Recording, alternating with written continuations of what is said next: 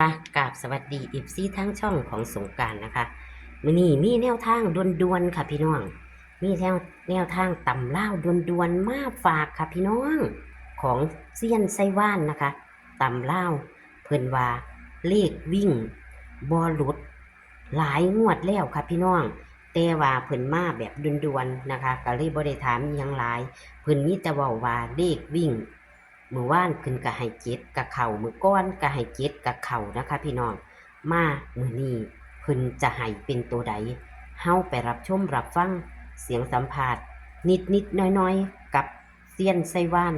ได้เลยค่ะ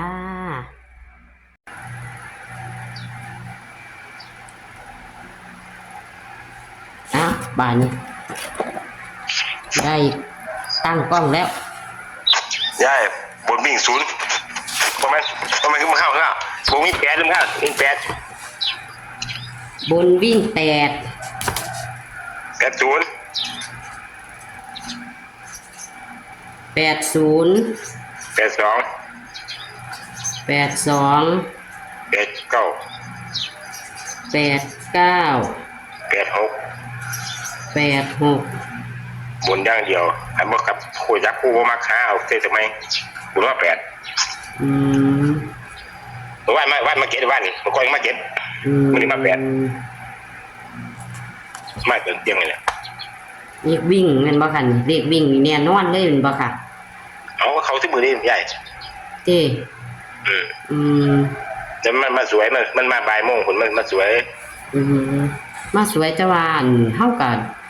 ซื้อได้อยู่ดอกคันผู้ซื้อมันมีเวลาหลายอยู่หา6 ชั่วโมงอยู่มีเวลาหลายวิ่งบนอย่างเดียวตินี่ครับแต่ตัวเดียวแล้วบ่มีรางแม่นบ่เบาๆมีเดียวโอ้มาตัวเดียวแบบแฉนๆเลย82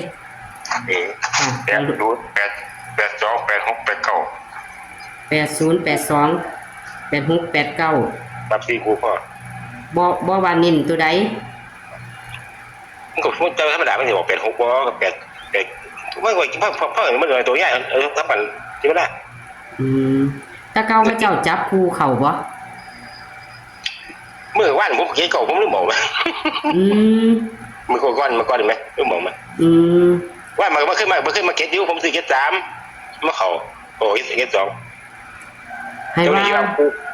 เจ้าให้เบิดไปดิให้เบิดสุคู่ไว้นี่มีเท่าไหร่แม่มี4 คู่หรือแม่เท่านั้นแต่เจ้าไปตัดลิ้นเป็นบางคู่ซั่นบ่จังซุมือผมเอาเสด็จกันนั่นเสด็จจะว่ามันจับผิดหลักซื่อๆหรอก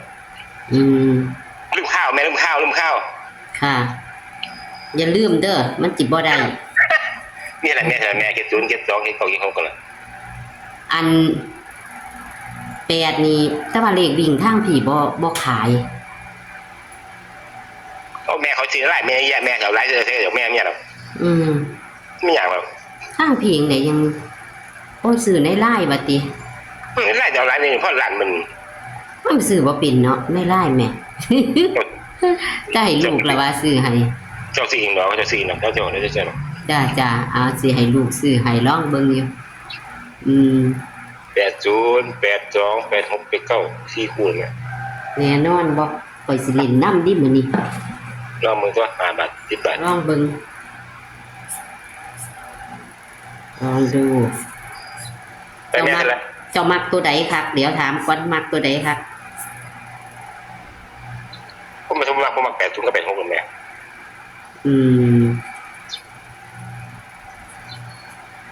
ค่ะแค่นี้เนาะครับค่ะขอบคุณเด้อค่ะมาด่วนๆค่ะจะลงด่วนๆให้เลยขอบคุณค่ะครับสวัสดีค่ะโอ้พี่น้องเลขมาด่วนๆเลขล่าวมาด่วนๆเลขล่าวมาด่วนๆเล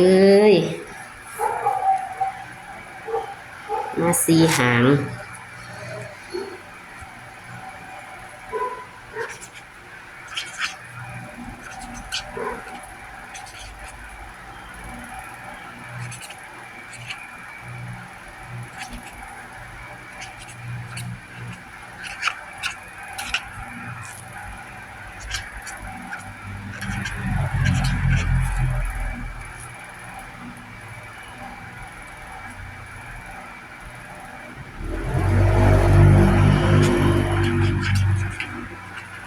เซียนไส้ว่านเอามาฝากพี่น้องเอ้ยมาด่วนๆยังบ่ทันได้เขียนนั่นวันที่อยู่เพิ่นโทรมาด่วนๆก็เลยขอเขียนวันที่ก่อนจังสิสรุปให้พี่ให้น้องฟังนะคะเพิ่นมาแล้วก็เพิ่นก็เว้าหน่อยๆนะคะพี่น้องเพิ่นบ่เว้าหลายนะคะพี่น้องมาด่วนๆคาเทียลีกเพิ่นว่ามันเข้าจิตเก้ากับเข้าแทบทุกมือเลยพี่น้องเลขวิ่งเพิ่นเข้าแทบทุกมือเลยเลขวิ่งเข้าทุกมือแต่จับคู่เป็นมีหมู่บ้านหลุดนะคะพี่น้องแต่ว่าจิตเก้ากับเข้านะคะพี่น้องเอามาหลายงวดละมาหลุดมันขึ้นนี่นะคะ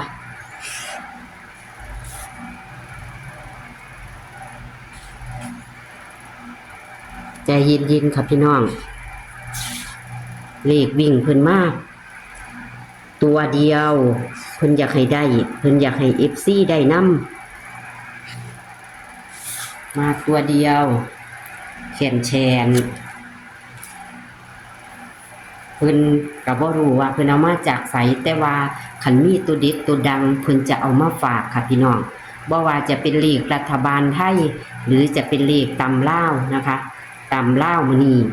เพิ่งจะได้มานะคะพี่น้องเพิ่นว่าเพิ่นซื้อนำมาหลายงวดแล้วพี่น้องตามที่เว้ากันนะคะอันนี้เพิ่นก็บ่ได้เว้าหลายเพิ่นบ่ได้เว้าหลายแต่ว่าตามที่เว้ากันนอกรอบนะคะพี่น้องมันเข้ามาตลอดเพิ่งจับคู่เพิ่งจะหลุดเมื่อคืนนี้ว่าซั่นพี่น้องแต่ว่าเลขวิ่งบ่หลุดพี่น้องเลขวิ่งให้7กับมา7อยู่เมื่อคืนนะคะพี่น้องให้7กับมา72เนาะเมื่อคืนเนาะตัวเลขแนวทางของเซียนไส้ว่านในมื้อนี้นะคะมาด่วนๆค่ะพี่น้องเอามื้อนี้นะคะเพิ่นมาด่วนๆว่ามึงหันก็บ่ทันได้เขียนวันที่วันหยังอยู่ก็เลยบ่ทันได้สรุปให้พี่ให้น้องเบิ่งนะคะเอามาเบิ่งกันค่ะพี่น้องตัวเลขของเซียนไส้ว่านมาด่วนๆต่ำเล่า28พฤษภาคม69นะคะพี่น้องเบิ่งค่ะวิ่ง8บนอย่างเดียวค่ะพี่น้องกันลางไว้จักหน่อยก็ได้แต่ว่าส่วนมากว่ามาบนก็คือมาบนเลยค่ะพี่น้องว่าบนก็เป็นบนนะคะเบิ่งค่ะ8นะคะจับคู่80 82 89 86พี่น้อง4หางค่ะพี่น้อง4หางส่วนเพิ่นมักนะคะพี่น้องพอมัก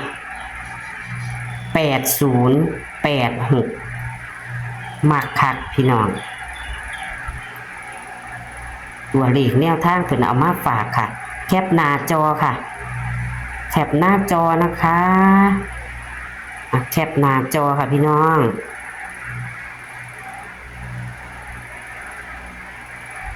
ขอให้โชคขอให้หมานในวันที่28พฤษภาคม69ตำเล่ามาด่วนเซียนไส้ว่านเอามาฝากค่ะพี่น้องมักกระจัดขัดกระพานนะคะขอเป็นกำลังแรงใจกดไลค์กดแชร์ให้กับเซียนไส้ว่านและช่องของสงกรานต์เหมือนเดิมค่ะพี่น้องตัวเลขเป็นแนวทางเด้อค่ะแต่ว่าเพิ่นพึ่งมาใหม่พี่น้องพึ่งมาใหม่แต่ก็บ่หลายหางหนาลงทุนค่ะพี่น้องเลขวิ่งเพิ่นก็ว่าบ่ค่อยหลุดนะคะพี่น้องเอาเพิ่นว่าตัวเดียวคือ8มื้อวานก็มา7มื้อก่อนก็มา7กับเข้านะคะพี่น้องเข้าทุกมื้อค่ะเลขวิ่งค่ะพี่น้องเอานำไปดูดนำไปวิ่งเอาเด้อค่ะพี่น้องเอาคลิปนี้ก็ฝากไว้ซ้ำนี้ค่ะขอสวัสดีค่ะ